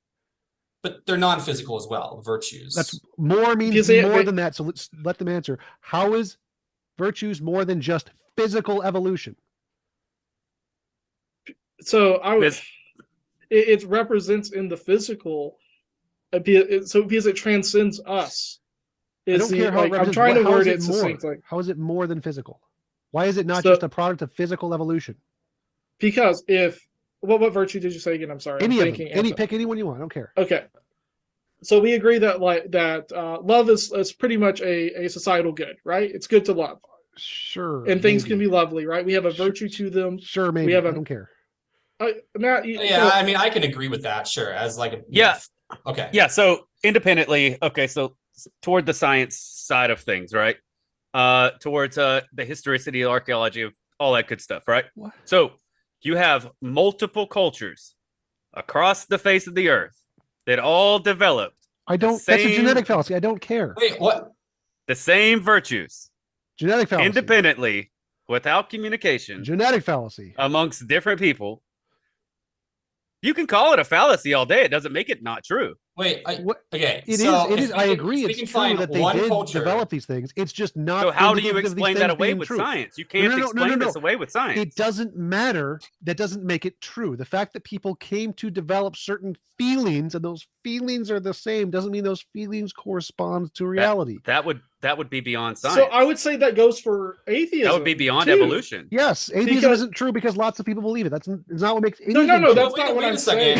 If you can just find one society in the history of the entire let's human stop talking about societies. Don't bring up societies. It does not matter. A genetic fallacy is a fallacy of irrelevance. It kind of does. It doesn't. It just because they're bringing the argument up. It doesn't matter. The number of societies that believe something is irrelevant to the truth of the claim. All societies. I think it matters a lot. It matters a lot. Societies. I mean, science can't explain it away. Evolution can't explain it away. Gentlemen, I do just 1 second. Let's give Tom a chance to finish. I promise we'll come right back to you, Matthew. All humans believed in flat Earth about 4,000 years ago. The number of people who believe something is irrelevant. A genetic fallacy is a fallacy of irrelevance in which arguments or information are disseminated or validated based solely on their source or origin rather than their content. Literally does not matter where the idea came from. It does not matter if it came from a farting elephant rainbow in the sky. It makes no difference. The fact that a really good idea can come from something is zero evidence that the origin is true. This is literally a basic fallacy proven in science to be a fallacy of irrelevance, has no connection to the truth whatsoever. So every time you say that, it's proven false in every field of science. The question was, why do you think anything, virtues, I don't care, is more than just a physical process in the brain? What evidence do you have? And if the only evidence you have is a bunch of people came to those ideas independently in independent cultures, congratulations, that's a genetic fallacy. It's done by evolution. You don't need any non-physical spiritual garbage. Is there anything else on Earth that has all the same virtues? I don't know. Because they've had some of them have had, turtles have had more time to evolve than humans, right? Time isn't the same as evolution. The amount of time doesn't guarantee like it's going to happen. Evolution doesn't work that way. Do you not believe that animals feel some sort of basic love towards? Yeah, because it's a virtue. So. Well, but wait. Like, is it a yes or no answer? Like, do you think a dog can feel? Yeah, even in a basic form. Yeah. So, like, I think that animals, if you just, or even like life, right? Like plants will gravitate to what they see as good, like sunlight, right? What feeds them. No, they don't see anything as good. How do you know that? Because it's never changing. They don't have anything off of it sustains them. That doesn't make a difference. They don't have any opinions. The sunflower will move to the sun. What is good? And that's where so. No, it's not good. There's no good correlation there. They move towards the sun. In 20 years, if science said that, like there was a big field of science that said that plants have brains, would you come back on this and apologize? If they had evidence, sure, yes. Okay. I mean, plants literally signify like whenever they're in pain, but that's not my point. I'm saying that virtues, right, are pretty universal, even in what do you mean no? Rocks have no virtues. The vast majority of space has no virtues. Particles have no virtues. Electrons have no virtues. Neutrinos have no virtues. Baryons have no virtues. Gluons have no virtues. 99.9 dark matter no virtues. Dark energy no virtues. 99.99999999999% of the reality has no virtues. But even if I grant that a virtue is non-physical, how does that in any way mean that a God exists? Okay, so so you're just defining God to be that in which is a virtue. I'm fine with that. They can define God as virtues and say virtues are non-physical, therefore God. But then, I mean, can't we kind of like push back a little bit on that and say like, why wouldn't that be polytheism, the way that you want to define God? That's fine. They can define God however they want, as long as then this God, these gods don't have any real influence on the natural world. There is no manifestation of a physical God or a disembodied virtues and virtues of. I mean, the sun and moon exist. In any detectable way. Uranus. They all exist in the physical, and they're all gods to certain polytheists throughout time and history. They're the physical. But you just said to certain polytheists, and we're talking about polytheism. That's everything from animals. We're asking you right now, as the opposing side, you are supposed to be giving evidence and reasons as to why polytheism exists, and your answer is that some people believe in Poseidon. No, so what I'm saying is a polytheism is the belief in multiple gods, right? Yes. And polytheism spans a tradition as old as we are, potentially. That's irrelevant, as TJump already. No. Yes or no? I'm building the conversation. I'm not trying to trap you. I'm literally building. So yes, we have and the sky is blue. Okay, cool. Right? Yeah.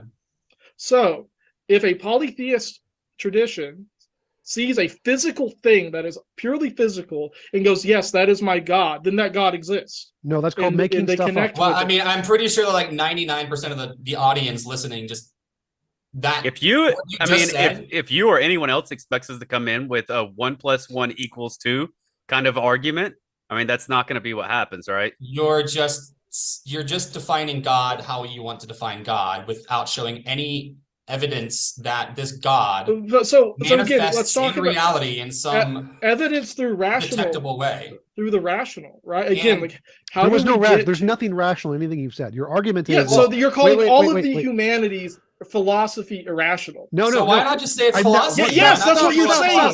Stop interrupting. Stop interrupting. So what you're saying. Your guys' argument is people see things in reality, like the sun.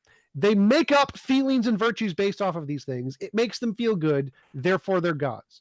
That is bullcrap. It's called making shit up. And that's No, why I it's- asked the question. Why is your belief any different than people seeing things, making shit up, and it making them feel good? Your claim was, you made some other claims about non-physical stuff. That's where it's actually interesting and relevant to talk about, because that differs from science. But if your only claim is gods are, we look at things, we make up fee-fees about them, and we have those fee-fees, that's fine. It's just not what a god actually is. You're just wrong about so a as god. an atheist, you're defining a god, Yes. right? Like Yes. that to me is complete backwards, right? Because you're in a you're what you exist in is not walking, right? It is a non-action, non-belief, right? As a seeker, no, I'm not a soft atheist. I'm a strong atheist. There are no gods. No, that's what I'm saying. Okay. That's You what just you defined are a god taking for a us, though. non-position. Well, right? So like a non-position would be like agnosticism or weak atheism. No. Strong atheism. We're agreeing. Is a We're positive agreeing position. with different terms. Okay. As an atheist, you do not believe in Gods anything do not exist. I believe. Okay. I have a positive belief. Gods do not exist. Okay. I actually know as a fact that theists, like personal relationship gods, do not exist. I can say it like with certainty that's true, but as I said in the beginning, deism, I don't even care about deism.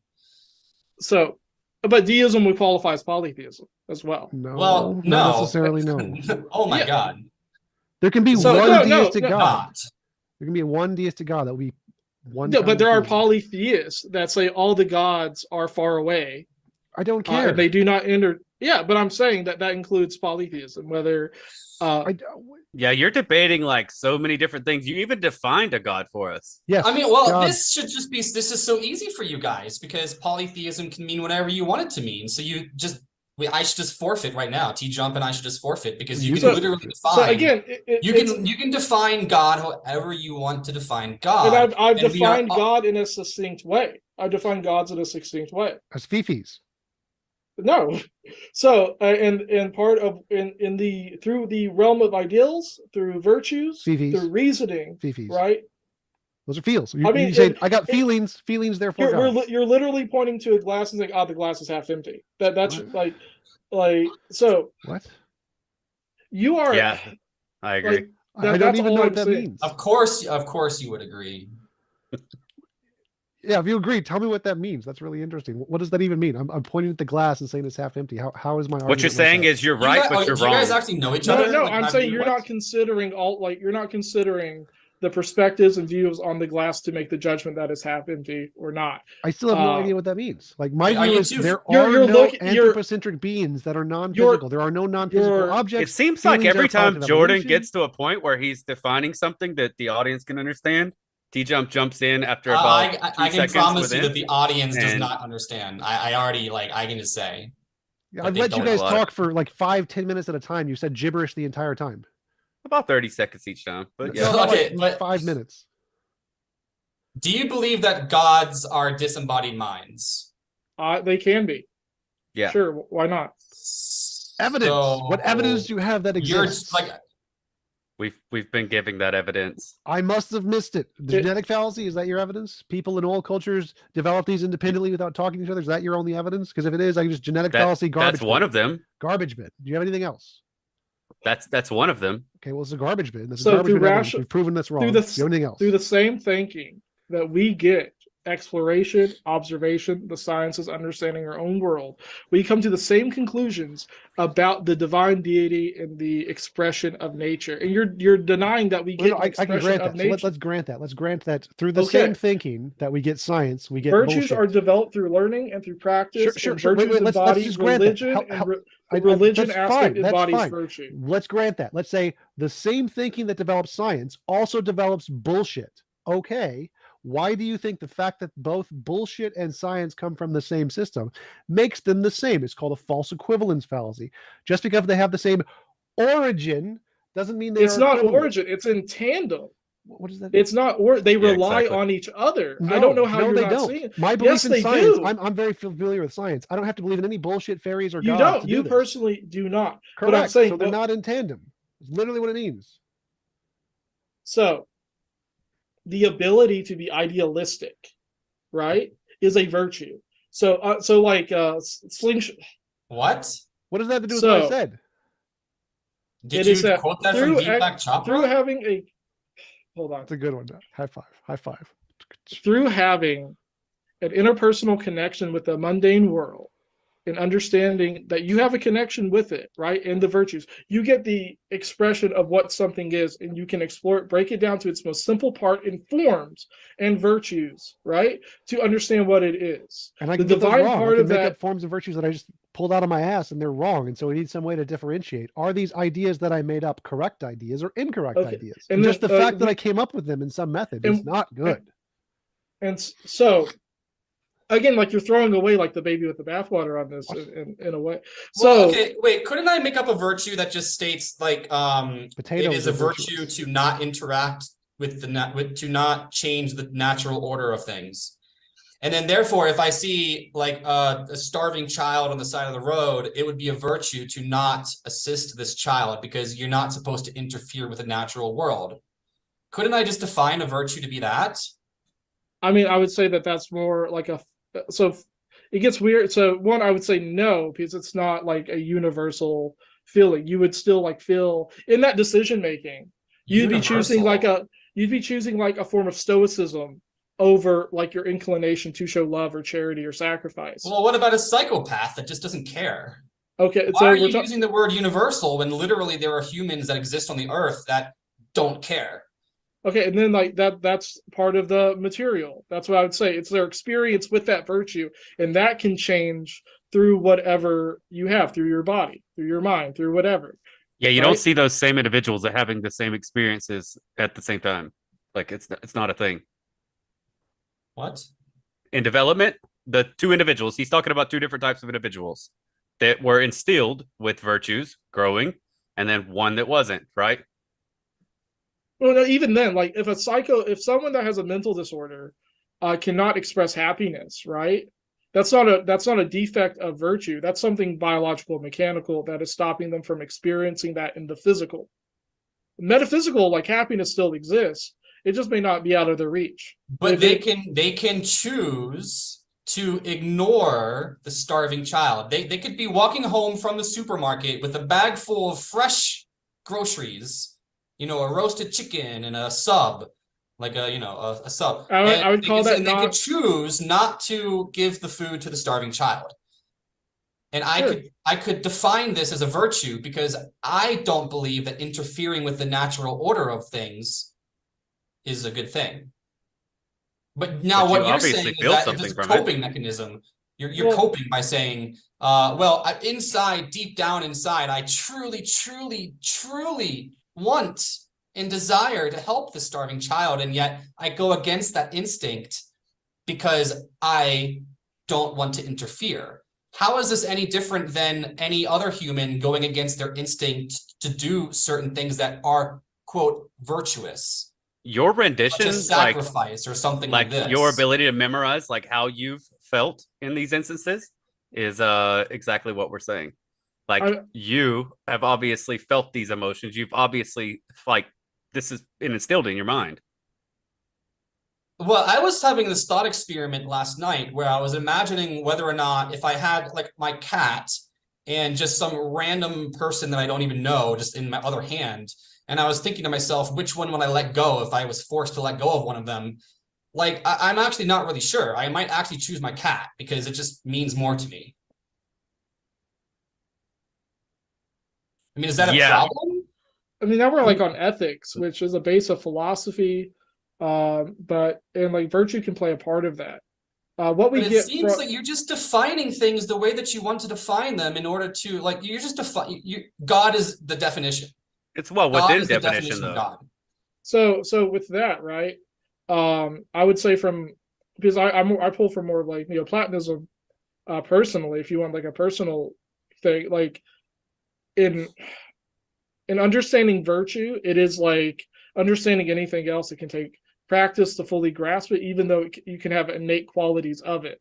And this may not be felt the same way through nature and nurture, understanding these phenomena for yourself, like happiness. What is happiness? How do you sustain it? What does happiness mean as an intellectual concept, right? What is the virtue of happiness? So in your example that a person just purposely ignores, like knows something is wrong, but ignores someone on the value of letting the natural order be, I would say that their philosophy would lack understanding of the virtues in general, and even of the natural world in general, because human nature is to give and to adhere to these virtues more often than not. And as you experience it, as you practice these virtues, sacrifice, giving, courage, etc., and you ascend, you go to this higher ideal of oneself that is attributed to gods, what they embody, because they are the highest ideal of something. That can become a methodological religious practice, something that cultures can attach to and emulate as we explore the natural world, as we explore phenomena, things that are not physical, like love, like the experience of love, of charity, of courage, of sacrifice. It just seems like, honestly, it just seems like, if I were to be honest, it just sounds so childish. You can just think of so many thought experiments where it just like, imagine you're walking into like a forest and there's a child in the forest and there's a pack of wolves attacking the child. Now, would it be the courageous thing to do to interfere and try to fight off the pack of wolves to save the child? What if you have a family at home? What if that's why it's a virtue, because it's a high ideal. It's bigger than why yourself. Would a virtue not be self-preservation? And more people than not do it. Support the family that I have at home. If I interfere and try to assist this child by defending from a pack of wolves, I might die, and therefore my family at home will starve. Yes, courage and sacrifice is a virtue, and if you value, would every single person in the world would they do it? No, defend against the pack of wolves to save the child. If they heads up, we'll go into the Q&A in about, let's see, we're at 7:28. We usually go in at about that time, so about a few minutes. Okay, so if let's say the average person experiences that and they choose, I'm not sure who would say or who would go, that's their practice with that virtue of courage, with that virtue of self-sacrifice. And if they have a high ideal, both concepts like tier, they may have a higher chance of throwing themselves through the wolves and do what's possibly the more virtuous thing, right? But let's say that they go home, whether they believe in a god or not, they may experience trauma and regret, survivor's guilt from this. Yep. And that's what the virtues do, because it's unvirtuous to not be sacrificial. Does that mean everyone has to be sacrificial to be a good person? No, that's not the claim. And we know these virtues because we can ascend through rational thinking of thought and embody what that perfect phenomena of that virtue would be. And that's like wisdom, courage, sacrifice, love, beauty. This is what the gods represent. This is what we infer by our experiences as being a human, and we can connect with, and we can strive for. And that's not even talking about other phenomena like insight, falling asleep at a temple and gaining new knowledge about something. Happened all the time in Rome, happens now in Hindu temples, all sorts of weird phenomena where people get inspiration directly from an unknown metaphysical possible source. That's physical. We know what causes that. That literally happens in your inspiration brain. isn't Okay, then go sleep in a church and have great ideas. Well, you don't need to sleep in a do church. it right now. We literally know that you can gain knowledge by sleeping because your subconscious is processing information. This is a discovered process in physical reality. You don't need a god for this. Except we know that more often than not, it's happening within these places. It's not actually. We know more often than not, there are people that don't have these experiences. They exist. Yes, and so again, I was going to go into. I don't want to misspeak. I have some stuff prepared. I would love to have more prepared. I'm ready to go to the Q&A. I think didn't James? Sorry, James. You said that we're going to go to questions, or yeah, sorry about that. We can go as long as you guys are ready to go. I ran out of things to say. I'd like to say that the opposition hasn't been able to explain away. Science doesn't explain away how different groups of humanity across the face of the earth have been able to label the same things with the same fashion. Not just hey, there's a guy that lost an eyeball and he was a combat veteran, now he's a guy of wisdom, and they use that person as something, right? No, what we've not been able to explain away is the fact that humanity across the board, 17 different religions that we know of currently, have been able to place a guy with one eyeball at the top of a pantheon, or near the top of a pantheon anyways, discounting certain things.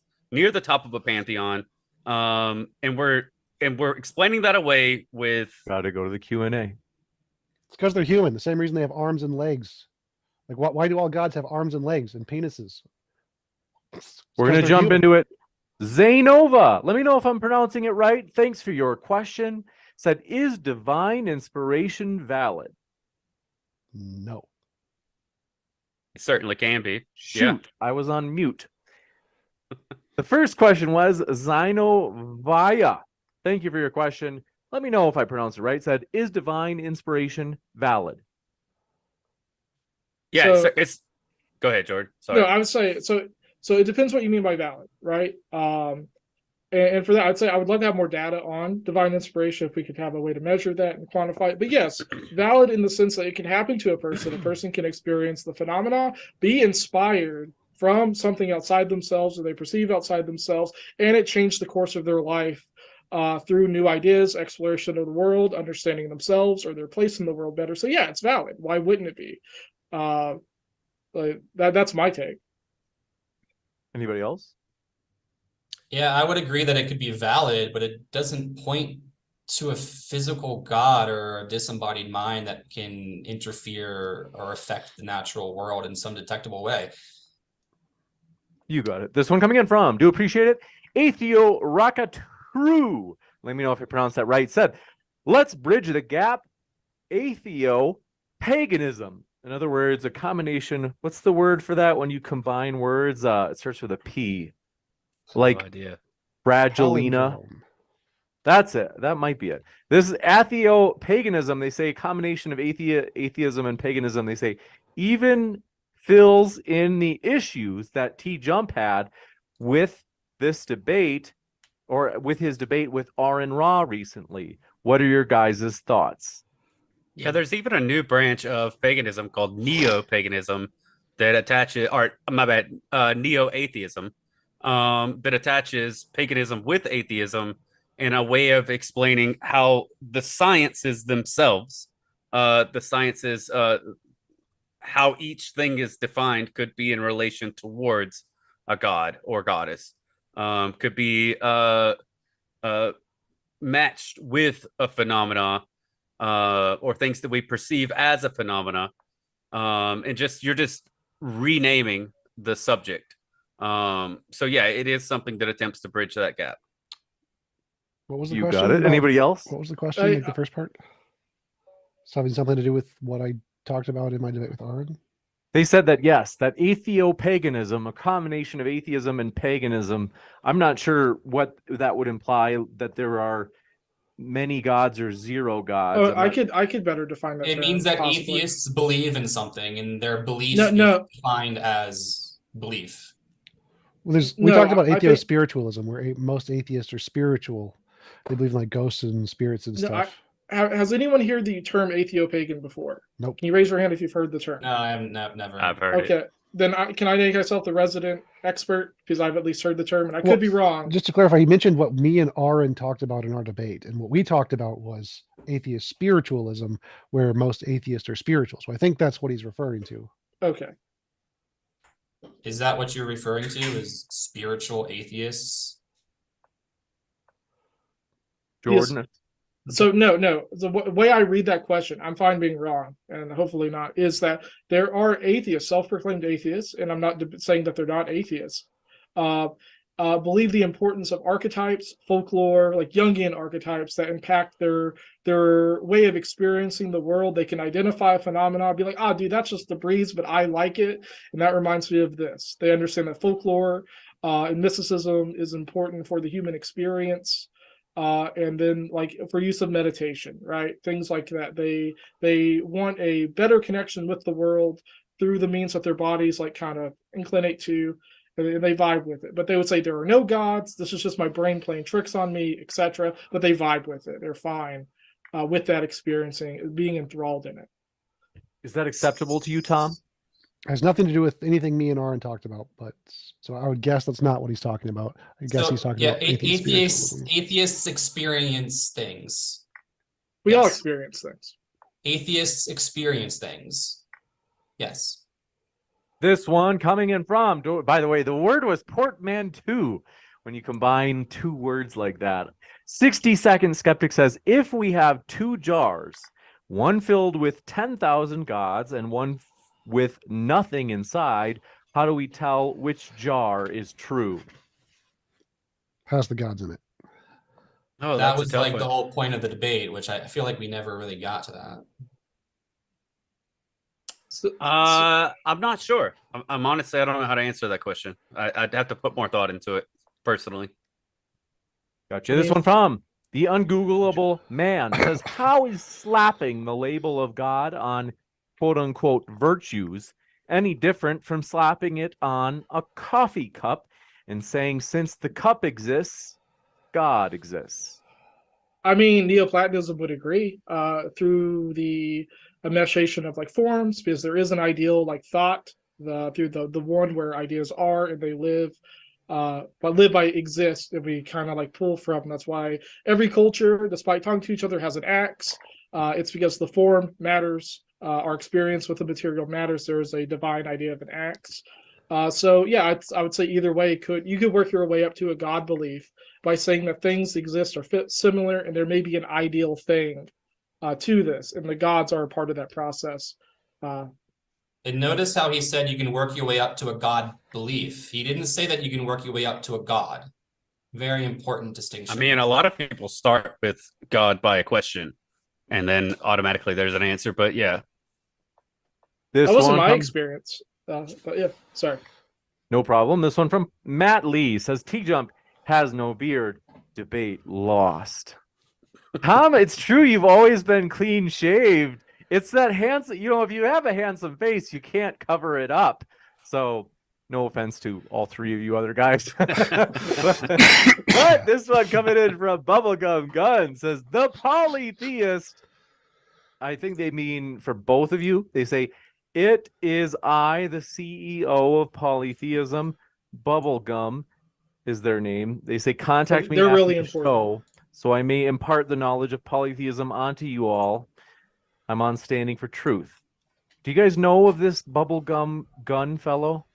It sounds important if he's the CEO of Polytheism. He's in the comments a lot. Yeah, it's very true. Yeah. So this one from A Perfect Error says the Polytheists misunderstood TJump when he said, quote, we find anchoring biases across all societies, unquote. They interpreted that as some sort of zeitgeist thing. I mean, it's possible. Well, so Yeah, my it's- argument was that an anchoring bias is something that has occurred in all societies, independent of them talking to one another. It's something that's ingrained in everyone, everywhere, independent of culture, just like you think virtues are. And so if you think that virtues are some kind of metaphysical, non-physical thing in the universe, then so is anchoring bias. But if we agree with science and anchoring bias is just a biological product of the brain to support evolution, then we can just conclude that virtues are as well, and there's no non-physical aspects to them. See, I think that's just Occam's razor kind of being used, right? Because like, oh, everyone makes an axe, therefore axes are useful, right? Because that'd be an anchoring bias of an invention of an axe. Every culture has an axe, right? No, Or most do. Or Anchor, even if you anchoring say like, bias is a fallacy. It's a logical fallacy. It has nothing to do with axes. no, you're misunderstanding. So if every culture has an idea, or a group of cultures have an idea separate from one each other that are the same, you can attribute this bias through the simple fact that humans could develop similar ideas because we're all similar, right? Through the idea of like forms and virtues, that goes through a different narrative of exploring the natural universe, coming to the same properties something has, understanding it in its usefulness and its potential. And then that rationally leads up through philosophy and reasoning of deity or phenomena that has these same attributes. 100%. And also what Jordan said in the opening.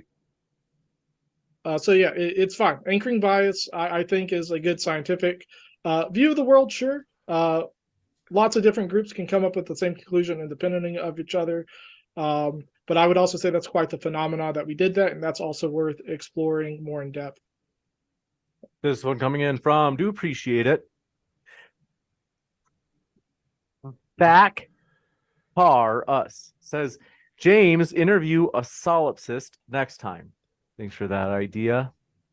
You guys ever heard the joke about solipsism from Alvin Plantinga? I haven't. Let's hear it. I'll tell it at the end. This one from Eddie Dean says, is the act of vaping virtuous?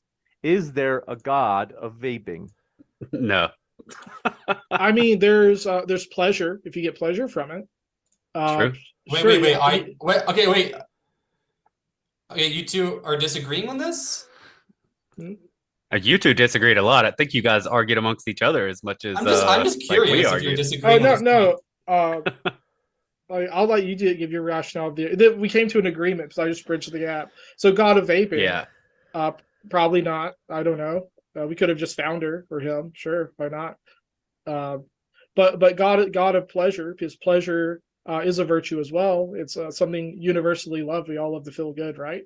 And so like hedonism, or just like Aphrodite, Venus, whatever aspects of pleasure exist. So therefore, vape for Venus if it gives you pleasure. There's physical consequence to that, sure, but so it's existing. So why not? Yeah, and I was trying to give a funny answer there as well, Dustin. Like, no, like don't do it, kids. Our joke's metaphysical. We had an early one from, quote, Satan did nothing wrong is their username. They say, question for the polytheists. How do you know Gandalf isn't spiritual? How can we check? Actually, it's a good question because The Lord of the Rings was written while J.R.R. was in the trenches of World War II. So maybe there's actually a plausible possibility that Tolkien stated that Gandalf, like in his belief system, possible, probably not probable, stated that Gandalf might be a symbolism of something. I mean, he did go from gray to white. There's actually something inside of that's plausible, but probably not probable. Yeah, if I could expand too, again, we're not literalists, so like lore has a place in understanding other people's experiences with this phenomenon. So like the Poetic Edda or the Iliad or whatever the case may be, in identifying these characteristics. So Gandalf does exude certain characteristics, which I said before, like courage, sacrifice, wisdom. So you can argue there's a spiritual component to him, but that's the same thing with any character, folklore, whatever you want to call it, that exhibits idealistic characteristics. I say that we have the marriage as the authentic audience to know that, yeah, Gandalf's like a dude that exists for a certain series. Just like the polytheists of Rome understood, like, yeah, what I just said, the gods represent these virtues that are do exist in our mundane world and as we understand them. So Venus is love, and we can connect to love through Venus, for example. They wouldn't go, all the gods are on Olympus. That's my meaning of that. Juicy. Any last thoughts, folks, gentlemen? I would just say Otherwise, that it seems as if the opposing side was not able to provide any definition or evidence for multiple gods that manifest in reality in physical ways. We have every Bring it back to temple. debate at this wait, point, hold on or are one we sec. talking about There's- the question? one last question I missed, and this actually it's in a perfect alignment with what Dustin just said. So I'll give you guys a chance to respond. I want to read this. Black Eye Fly said, how many gods exist, and how do you know that's the right number? I don't know. I wouldn't give a number. I would say that per tradition, per group, per culture, I don't know how many virtues there are. I don't know how many gods. I don't know how they would name their gods and goddesses. And therefore, I wouldn't give a number at all. Yeah, that's where you get into like cultural perceptions of the ideal, which through, I think, Neoplatonism, like Plotinus, if you want some recommended reading, read the Aeneid of Plotinus. Very, very interesting, to the very least. Also, the Agrippa 4 rules of occult, or 4 books of occult philosophy, are very good in breaking down the core ideas that make up my current exploration into the divine. But essentially, the material world is messy. It's not perfect, of course. Ideals and virtues exist within it. So some cultures may identify heavily with some aspects than others, just through the material not being perfect. It's not ideal. That's why we look towards the ideal. We're full of inspiration and imagination, and really want this connectivity to things that are idealistic, that we can see and perceive within our own world. That like we want to get to the heavens, so we go to the moon, right? We have this ideal that we want to explore space in the heavens, and we claw our way there, believing that we can, and experiencing the world and understanding the phenomena that can help us get there through the virtues of exploration, of wisdom, of understanding the natural world. These things lead us there. You got it. Any last thoughts? Okay, I'll Great quick with tell that. you, I haven't told this joke in a long time, but so I will probably butcher it, but I'm going to give it a shot. So Elvin Plantinga told this joke, and he said, there was once a philosophy, so this is the solipsist joke. He said, there was once a philosophy professor who was visiting a university, and in particular, the philosophy department there. And when he arrived, he found out that there was one of the philosophers there was a solipsist. And he says, in other words, if anybody, folks, by the way, because there are a couple hundred people watching, if you don't know what a solipsist is in philosophy, it's this idea that you're the only one that exists.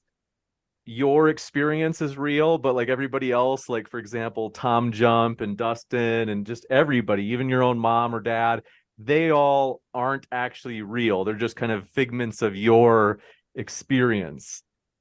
Eddie Dean, thanks for your last minute super chat, said, I'll get back to the joke. They say, so is everyone who believes in different gods going to their own separate afterlives, polytheists?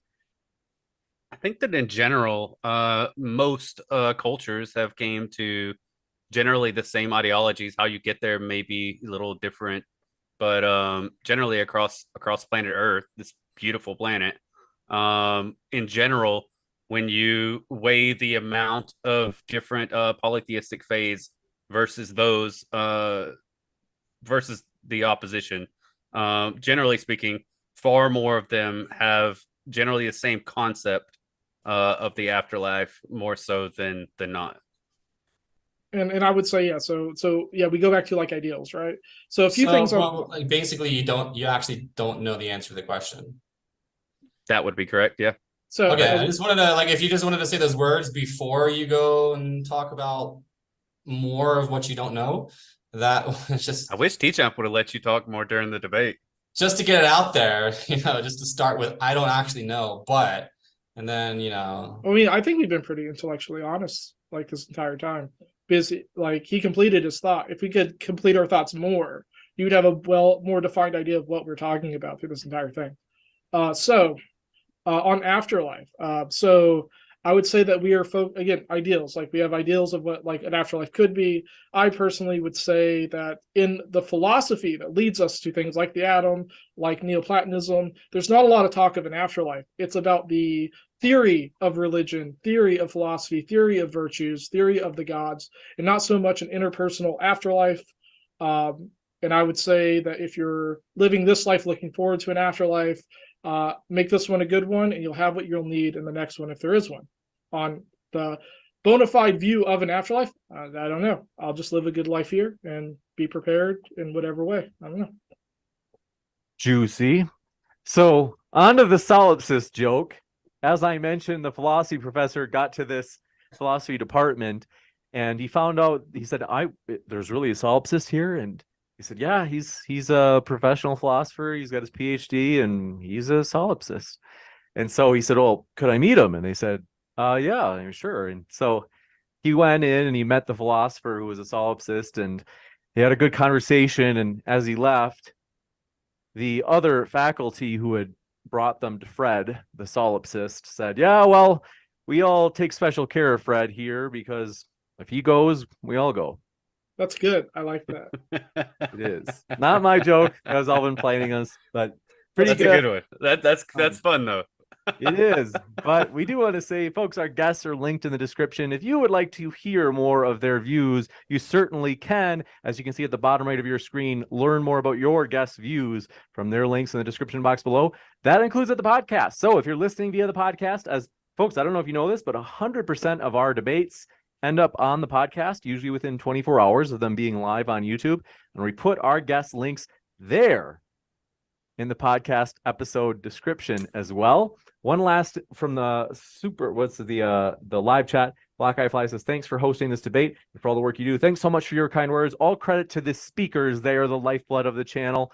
And I saw one, Art V said, I had thought about solipsism when I was a kid. It's funny, there's some research on how kids have thought through a lot of these like really way more complex ideas philosophically than you'd expect. So for example, like the matrix idea too, which is different from solipsism, but nonetheless, it's interesting, kind of a philosophy type thing. But we want to say thank you to our guests. It's been a true pleasure to have you guys here tonight. Thanks, everybody. No, thank you for having me. Absolutely. I'm going to be back. Thanks for Modern Day Debate. My pleasure. And those of you in the audience, stick around. I'm going to be back in just a moment as I wish the guests well. So stick around and I'll let you know about upcoming debates here on Modern Day Debate. Be right back in just a moment. All right, we're backstage. Thanks, guys. It's been a true pleasure. Hey, thanks, James. Thank you so much, man. My Hopefully pleasure. we made this a little more fiery than the last one. That was good. We've never gotten to do polytheism. I would say this was quite the juicy debate for the viewers. Yes, I'm sure they were very entertained. Oh yeah. I hope